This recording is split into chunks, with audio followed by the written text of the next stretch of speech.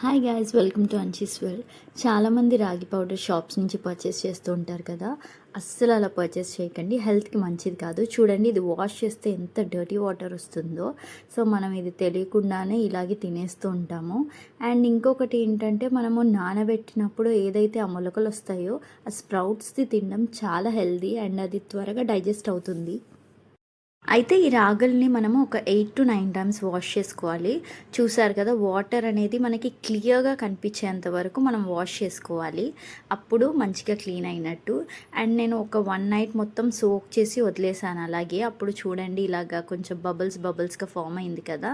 So దాన్ని నేను ఒక క్లాత్లో తీసుకొని బాగా టైట్గా పెట్టేసి మొత్తం వాటర్ అంతా తీసేసి ఇలాగా పెట్టేసుకున్నాను. ఒక 2-3 డేస్ ఉంచేసాను అలాగే.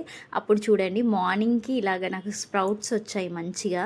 సో ఇది చాలా హెల్దీ అండ్ త్వరగా డైజెస్ట్ అవుతుంది. పిల్లలకి ఇంకా మంచిది. 6 to 7 months నుంచి మనం స్టార్ట్ చేసేయచ్చు బేబీస్కి అయితే. సో దీన్ని నేను సన్లైట్కి బాగా ఎక్స్పోజ్ చేశాను అనమాట. ఎండకి పెట్టడం వల్ల మంచిది కాబట్టి మంచిగా డ్రై అయిపోయింది. తర్వాత నేను ఒక ప్యాన్లో వేసుకుని బాగా ఫ్రై చేసుకున్నాను. అండ్ నెక్స్ట్ నేను మిక్సీ చేసుకొని ఒక ఎయిర్ టైట్ కంటైనర్లో లాక్ చేసేసుకున్నాను. సో దీన్ని మనం ఒక 2-3 months వరకు కూడా స్టోర్ చేసుకోవచ్చు. అంతే. వీడియో నచ్చితే లైక్ చేయండి, కమెంట్ చేయండి, సబ్స్క్రైబ్ చేయడం మర్చిపోకండి. బాయ్.